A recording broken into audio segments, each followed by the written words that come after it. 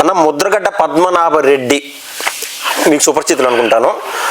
Mudragada Padmanabha Reddy AP ముఖ్యమంత్రి నారా చంద్రబాబు నాయుడు గారు అధికార హోదాలో ఉన్న సమయంలోనే ఆయన బయటకు వచ్చి స్వయంగా కులాల మధ్య రెచ్చగొట్టేటువంటి వ్యాఖ్యలు చేస్తాడు. ఇన్నాళ్ళు లేనటువంటి ఇష్యూ అంబటి రాంబాబు గారికి సపోర్ట్గా వచ్చి మా కాపుల పైన మీరు యాత్ర చేస్తారా, దండయాత్ర చేస్తారా అనేటువంటి లేఖ ఆయన విడుదల చేయడం జరిగింది. నేను క్లారిటీగా ఒక మాట అన్నా, నా సైడ్ నుంచి నేను అడుగుతున్నాను ఏంటంటే, మీ సినీ ఇండస్ట్రీకి సంబంధించి పోసాని కృష్ణమురళి అనేటువంటి వ్యక్తి కూడా బూతులు తిట్టి మరి దాదాపు 100 రోజుల పైన జైల్లో ఉన్నాడు.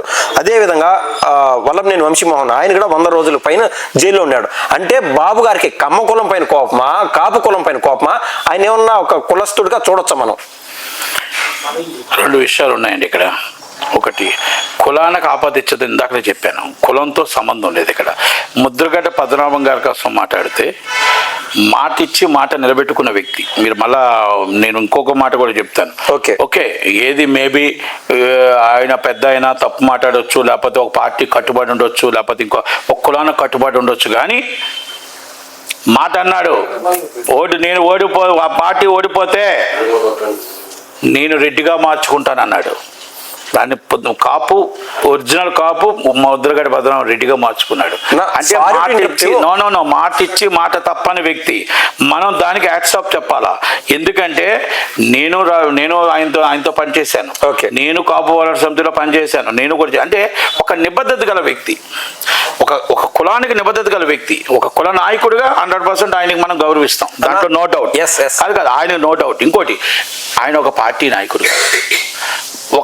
నాయకుడుగా ఆయన అందుకని కులానికి సంబంధం లేదు, కానీ ఒక పార్టీ నాయకుడిగా వైసీపీకి పరామర్శించడానికి కానీ మాట్లాడటానికి కానీ ఆయనకి రైట్ ఉంది.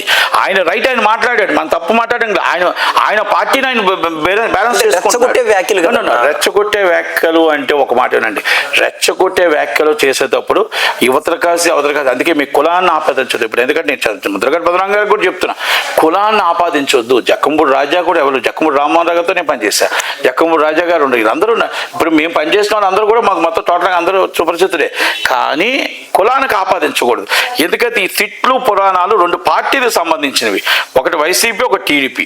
అంటే ముద్రగడ్డ కులానికి సంబంధం లేదు అన్న. స్టేట్ క్వశ్చన్, ముద్రగడ్డ పద్మనాభరెడ్డి గారు ఆయన పైన జగన్మోహన్ రెడ్డి గారి ఫ్యాక్టరీ, వైసీపీ ఫ్యాక్టరీ ఎక్కువ పనిచేస్తుందా, లేక ఆయన ఒక పెద్ద మనిషిగా ఒక కాపు నాయకుడిగా ఉన్నారని మీరు అనుకుంటున్నారా? ఒక మాట అండి, కాపు నాయకుడిగానే ఆయన కుల నాయకుడిగా, కాపు నాయకుడిగానే మేము గుర్తించుకుంటాం. ఆయన వైసీపీ నాయకుడిగా మేము గుర్తించాం. ప్రతి పార్టీలో ప్రతి వాళ్ళు ఉంటారు. ఇప్పుడు నేనున్నానండి, నేను అన్ని పార్టీల్లో నాకు అందరూ సుపరిచితులు ఉంటారు, అందరి పార్టీలతో ఉంటాను. నాకు కులమైనా గొప్పే, నాకు పార్టీలనే గొప్పే, నాకు అందరితో నేను గౌరవంగానే ఉంటాను. ఇప్పుడు అక్కడ కుల నాయకుడిగా గౌరవిస్తాం. ఆయన ఏ పార్టీకి ఉంటే ఆ పార్టీ ఒక్కొక్కరు ఒక పార్టీలు ఉంటారు. ఇప్పుడు తోట తిరుమూర్తులు ఉన్నారు, వైసీపీకి ఉంటారు. ఒకరు అంబటి రాంబాబు ఉన్నారు, ఒక్కొక్కరు మన బోడ ఉమా ఉన్నాడు. సో మెనీ పీపుల్ టీడీపీ అన్ని పార్టీలు ఉంటారండి. ఇక్కడ లేరు అన్న మాట ఉంటారు. ఇప్పుడు పప్పుల చలపతి గారు టీడీపీలో ఉన్నారు, కర్ణం ధర్మశ్రీ వైసీపీలో ఉన్నారు. ఇవన్నీ కూడా ఏమిటంటే అండి, పార్టీలు వేరు, కులాలు వేరు అన్న. ఒక్కటి, ముద్రగడ్డ పద్మనాభరెడ్డి గారు ఆయన పేరు మార్చున్నారు కాబట్టి ఇన్నిసార్లు ఆయన ఆ పదార్థాలతో పిలుస్తున్నాను, సారీ ఇఫ్ ఐఎమ్ రాంగ్. నేను గతంలో మున్సిపల్ ఎలక్షన్స్ నిమిత్తం, అదేవిధంగా సర్పంచ్ ఎలక్షన్ సమయంలో మాచర్ల కేంద్రంగా తుర్గా కిషోర్ అనేటువంటి వ్యక్తి, మీరు అంటారు కాబట్టి చెప్తున్నాను, కుల ప్రస్తావన వచ్చింది కాబట్టి, బోండా ఉమా అనేటువంటి ఒక కాపు బిడ్డ పైన, అదేవిధంగా ఇంకా బుద్ధా వెంకన్న గారి పైన ఏ రేంజ్లో ఉన్నారో ఒక స్థాయిలో ఉన్నారు వాళ్ళు, ఇప్పుడు తెలుగుదేశం కావచ్చు లేదా జనరల్గా కాపు కులంలో, అటువంటి వ్యక్తుల పైన ప్రాణం హరించే విధంగా ఇంత లావు రాడ్డు తీసుకొని ఆ రోజు తుర్గా కిషోర్ దాడి చేస్తే ఆ రోజున ముద్రగడ్డ పద్మనాభరెడ్డి గారు ఎందుకు మాట్లాడలేకపోయినారన్నా? అది నేనేమంటున్నానంటే, ఇప్పుడు కూడా మేము మళ్ళా చెప్తున్నాను, మన రిపీట్ వేస్టింగ్ అన్నిసార్లు. నేనేం చెప్తానంటే, కుల ప్రస్తావన సంబంధం లేదు. ఇది ఒక రాజకీయంగా పద్మనాభం గారు వచ్చారు, రాజకీయంగా మాట్లాడాలి తప్ప కులానికి ఆపాదించొద్దు. అమర్నాథ్ గారిని కూడా నేను చెప్తున్నాను, వాళ్ళ ఫాదర్తో కూడా నేను పనిచేశాను, గురువారు గురునాథరావు గారితో. అమర్నాథ్ గారికి కూడా నేనేం చెప్తానంటే, కులానికి సంబంధం లేదు ఇది. మీ వైసీపీ పార్టీకి సంబంధం ర్యాలీకి వెళ్ళడం తప్పులేదు, కానీ ఇది కులానికి ఆపాదించొద్దు. ఎందుకంటే ఆయన తిట్టింది తప్పు తిట్టాడు. ఎందుకంటే ఒక చీఫ్ మినిస్టర్ని తిట్టడం తప్పు, ఆ విధంగా ప్రస్తావించడం తప్పు. కనుక కులానికి దీన్ని ఆపాదించొద్దు. ఏ కులమైనా ఏ కులమైనా మనం ఎట్టి పరిస్థితుల్లో పార్టీలకి అతీతంగా కులాలు ఉంటాయి తప్ప ఇది మనం ఇలా కులాలను తీసుకొచ్చి మనం పెట్టకూడదు. అది పోసాని కృష్ణమూర్తి అవ్వచ్చు, ఎవరైనా అవ్వచ్చు, మేబీ ఎవరైనా తిడితే తప్పు. ఒకటి రాజ్యాంగం చేతిలో తీసుకుంటే, చట్టాన్ని చేతిలో తీసుకుంటే తప్పు.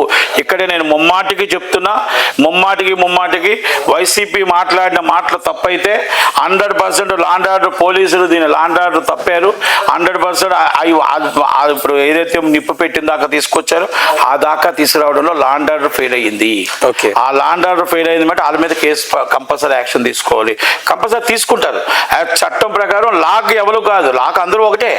లా ప్రకారం అందరూ పోలీసులు ఏం తప్పు చేసినా కంపల్సరీ వాళ్ళ మీద యాక్షన్ ఉంటుంది. కానీ ఈరోజు రేపు మన రాష్ట్రానికి ఇలాంటివి జరిగితే మనకి ఆ రాష్ట్రానికి నష్టం వస్తుంది. అది అర్థం చేసుకోవాలా. అందుకే దయచేసి నేను ఒకటే చెప్తున్నా, ఇక్కడ మీరు ఆవేశాలు ఉన్నా మనకు రాజ్యాంగం ఉంది, చట్టం ఉంది, న్యాయం ఉంది. మనం చట్టం న్యాయం ప్రకారంగా వెళ్ళాలి తప్ప నీకు నేను స్ట్రీట్ ఫైట్ కొట్టుకుందాం, తగలబెట్టేసుకుందాం అనుకుంటే రాష్ట్రానికి ఇంకేమీ రాదు. రాష్ట్రం అంధకారం అయిపోతుంది. ఇది రెండు పార్టీలకి దయచేసి అందరికీ చెప్తున్నా, చంద్రబాబు నాయుడు గారి కష్టం వృధా అయిపోతుంది. ఆయన బాధపడుతూ అభివృద్ధి చెందడం కోసం ఎన్నో పెట్టుబడులు తీసుకొస్తూ దావుసెళ్తూ అక్కడికి వెళ్తూ ఇక్కడికి వెళ్తూ పెట్టుబడులు తీస్తున్న ఆ పెట్టుబడులు వృధా అవుతాయి. దయచేసి కార్యకర్తలందరూ అర్థం చేసుకోవాల్సింది ఆయన బాధని, ఆయన కష్టాన్ని, రాష్ట్రాన్ని అభివృద్ధి చెందడానికి ఆయన ఎంత కష్టపడుతున్నాడో, తపన పడుతున్నాడో 76 సంవత్సరాల వయసులో ఆయనకి మనం సపోర్ట్ చేయాలి తప్ప ఆయన్ని మనం ఇబ్బంది పెట్టకూడదు. దయచేసి మీకు ఆవేశం ఉంటుంది, ఆవేశంలో తప్పులేదు. నాయకుడిని అంటున్నాడు కాబట్టి ఆవేశం వస్తుంది. ఆవేశాన్ని మనం కొన్ని పరిస్థితుల్లో తగ్గించుకొని చట్టం న్యాయం పరిధిలో మనం పనిచేయాలి తప్ప ఆ చట్టం న్యాయం పరిధిలో పనిచేయకపోతే ఎట్టి పరిస్థితుల్లో మనం రేపు అభివృద్ధి జరగదు. రేపు 29 ఎలక్షన్స్కి మళ్ళీ ఓటు అడగటానికి వెళ్ళాలి కాబట్టి అమరావతి పూర్తవ్వాలి, అలాగే మన పోలవరం పూర్తవ్వాలి, స్టూడియోలు పూర్తవ్వాలి, సినిమా ఇండస్ట్రీ రావాలి, ఇవన్నీ రావాలి. కాబట్టి అభివృద్ధి చెందటానికి మనం ప్రయత్నం చేద్దాం. మన పని మంచి పనికి చేద్దాం తప్ప ఇలాంటి చెడు పని కవ్వించడానికి 100 మంది మాట్లాడతారు.